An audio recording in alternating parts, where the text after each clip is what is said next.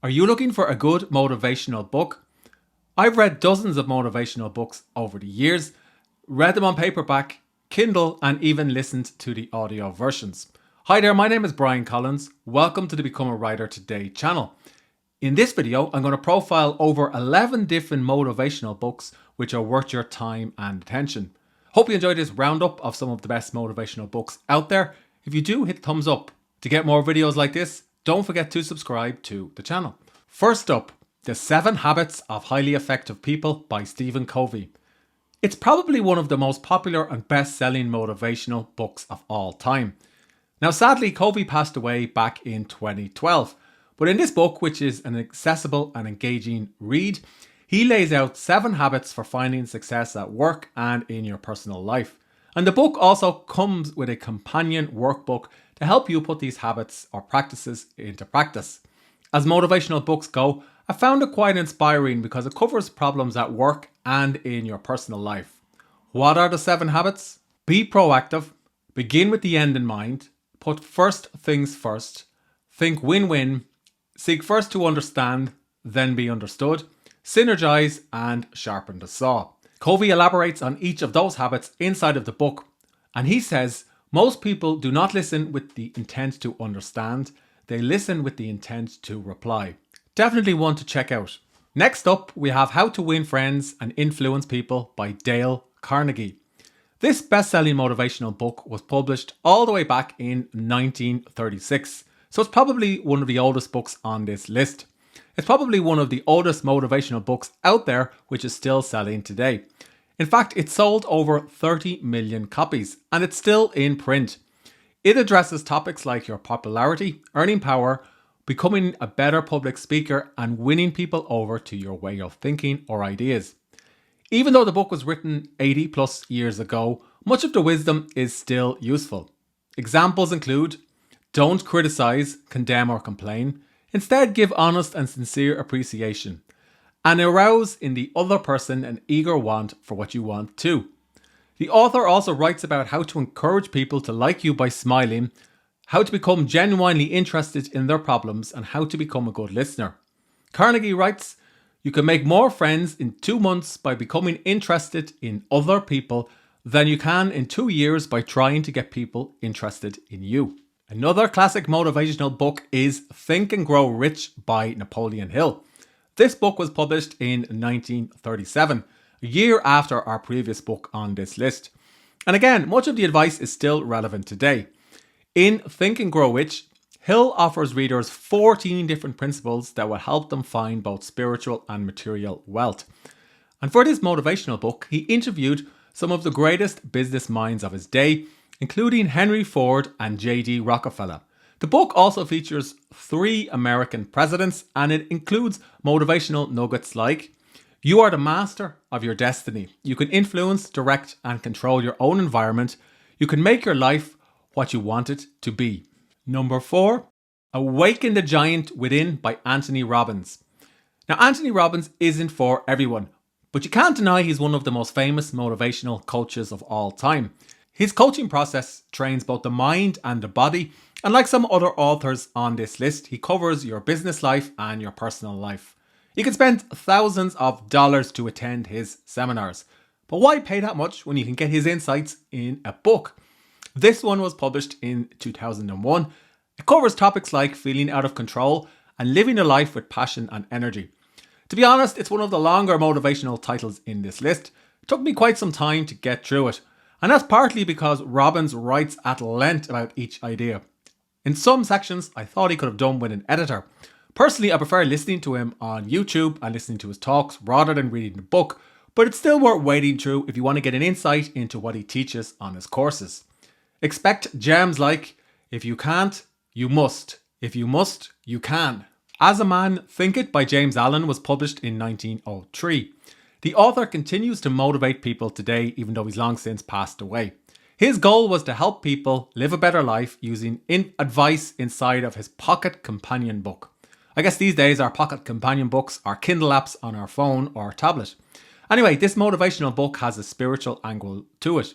He argues for thinking beyond what we are to what we can be. And he writes, the outer conditions of a person's life will always be found to be harmoniously related to his inner state.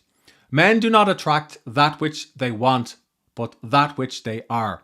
So as you can see, the writing is a little bit old and a little bit archaic compared to modern day motivational books.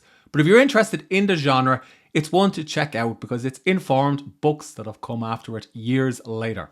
Next up, a slightly newer book, The Greatest Salesman in the World by Og Mandino. This one was published in 1968. It's not actually about sales after all, so don't be misled by the title. Instead, it prescribes how to live a life of abundance using 10 principles. I guess it's kind of like the 7 Habits book.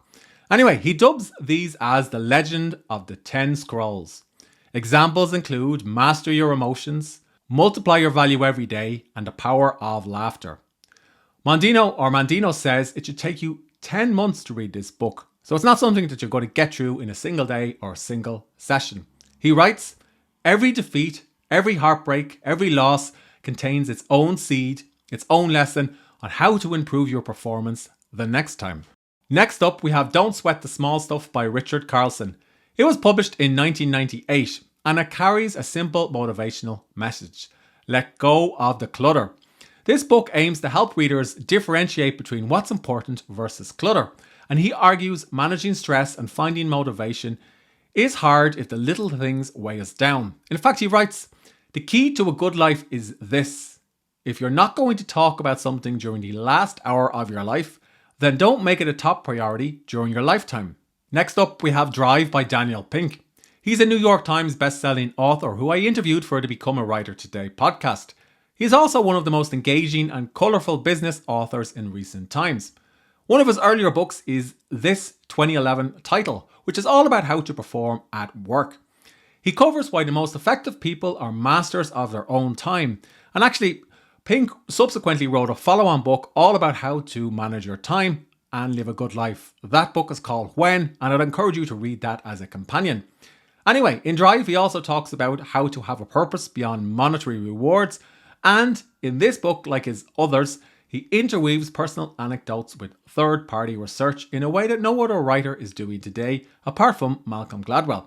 He writes, greatness and nearsightedness are incompatible. Meaningful achievement depends on lifting one's sights and pushing towards the horizon. Norman Peale's The Power of Positive Thinking regularly makes lists like this one, even though it was published in 1952. The book is all about happiness through, you guessed it, positive thinking. According to Peale, this is a skill that anyone can learn with a little bit of practice. The healthier and cheerier person is more likely to do well than somebody who doesn't hold the same mindset. The power of positivity is the way to go, according to Peale. Personally, I think some of the concepts in this book are a little bit dated, but it's still worth a read. He writes, the way to happiness: keep your heart free from hate, your mind from worry. Live simply, expect little, give much. Scatter sunshine, forget self, think of others. Try this for a week and you'll be surprised. Next up, we have The Power of Ambition by Jim Rohn. I listened to the audio version of this book a couple of years ago when I was struggling with a mild case of depression. I was a bit skeptical at the time when I listened to the first few chapters, but as the book went on, I was surprised by how engaging and warm Jim Rohn is or was in this particular audiobook. Now, it was published in 1994, but the advice is still pretty good today. It's not too different to what you read in other books, but it's exceptionally well delivered by Jim Rohn. He basically communicates clearly how to overcome personal setbacks and issues, including depression. And he covers how to find financial freedom too, so it's practical. He says, motivation is what gets you started. Habit is what keeps you going. That topic of habit brings me to my 11th book on this list. It's one you've undoubtedly heard of because it's in bookshops everywhere. You'll often see it when you're getting on a plane in the airport. It's Atomic Habits by James Clear, who I also interviewed for the Become a Writer Today podcast. This book, of course, is a huge success and he's a New York Times best-selling author. It basically explains how to succeed in your personal life or in your professional life through creating the right habits, making better decisions, and setting yourself up for success. He also provides advice about how to use habit trackers and how to find your motivation when you let habit lapse. I've used some of the insights in this book to create a writing habit and to create an early morning routine habit too. It pairs quite nicely with the 7 Habits of Highly Effective People and it's quite contemporary compared to some of the other titles on this list. A couple of bonus editions for you. Tribes of Mentors by Tim Ferriss and also Tools of Titans. In both books, basically Tim Ferriss interviews world experts at their craft from business, from the arts and from other fields. And he distills how they approach their life and their work into practical takeaways and insights for you.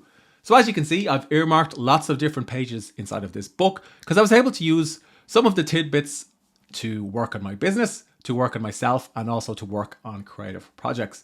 I personally find it very engaging, and of course, if you're a fan of Tim's work or listen to his podcast, definitely a motivational book to check out because it'll show you just how much is possible when you put your mind to it. If you're interested in motivational books, I'd also recommend you check out works by Robert Greene.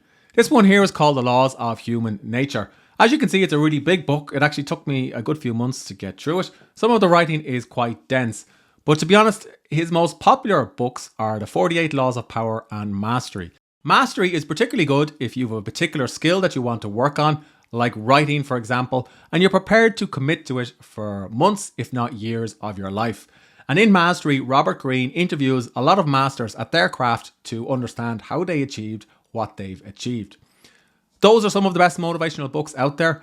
Which ones did I miss? Which ones should I include? Let me know in the comments section below. And to get more roundups like this, don't forget to subscribe to the channel.